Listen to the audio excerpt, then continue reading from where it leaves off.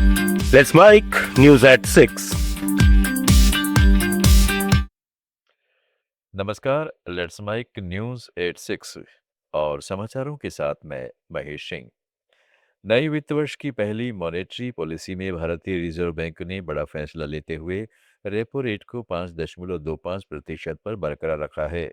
Governor Sanjay Malhotra ने बताया कि फिलहाल लोन सस्ते ही रहेंगे और ईएमआई में कोई बढ़ोतरी नहीं होगी।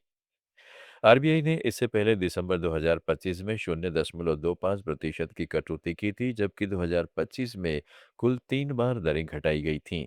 इस बार महंगाई के बढ़ने के खतरे और वैश्विक हालात, खासकर ईरान इजराइल युद्ध के चलते सप्लाई चेन पर दबाव को देखते हुए आरबीआई ने रुको और देखो की नीति अपनाई है। गवर्नर के मुताबिक भारत की अर्थव्यवस्था मजबूत है, लेकिन अनिश्चितताओं के बीच फिलहाल दरों में बदलाव नहीं किया गया है। Policy repo rate. After a detailed assessment of the evolving macroeconomic and financial developments and the outlook, the MPC voted unanimously to keep the policy repo rate unchanged under the liquidity facility at 5.25%. Consequently, the STF rate remains at 5% and the MSF rate and the bank rate at 5.5%. The MPC also decided to continue with the neutral stance. भारतीय share बाजार में आज शानदार recovery देखने को मिली। America Iran के बीच 2 हफ्तों के युद्ध विराम की घोषणा और हार्मुज जलदमरू मध्य में सुरक्षित जहाज आवागमन की अनुमति से कच्चे तेल की कीमतों में तेज गिरावट आई, जिससे निवेशकों का भरोसा लौटा।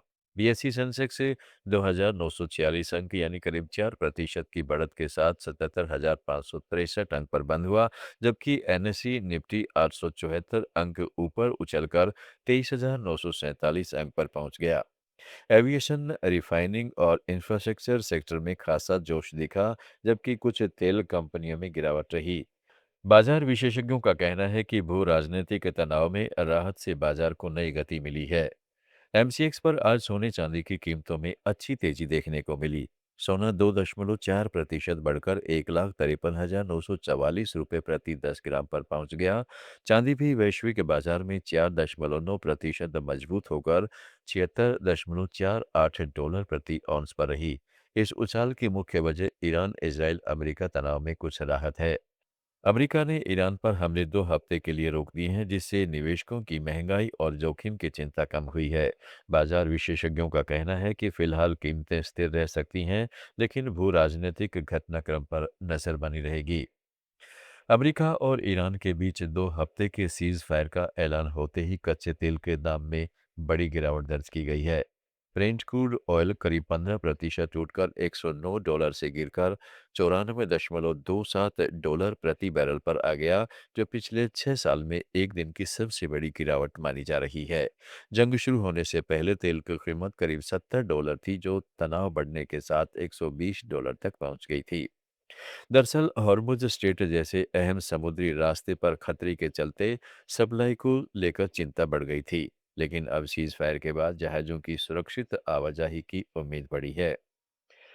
पश्चिम एशिया संकट का असर अब भारत के मैन्युफैक्चरिंग सेक्टर पर भी साफ दिख रहा है। ऊर्जा कीमतों में तेजी, कच्चे माल की लागत में 50 से 60% तक उछाल और सप्लाई चेन में बाधाओं ने उत्पादन लागत बढ़ा दी है, जिससे खासकर एमएसएमई इकाइयों पर मार पड़ी है और उनका मार्जिन तथा वर्किंग कैपिटल दबाव में है। निर्यात आधारित उद्योगों में शिपिंग देरी और फ्रेट लागत बढ़ने से उत्पादन क्षमता घट रही है, जबकि ऑटो, केमिकल और प्लास्टिक जैसे सेक्टर में इनपुट महंगे होने से कीमतें बढ़ने का दबाव है।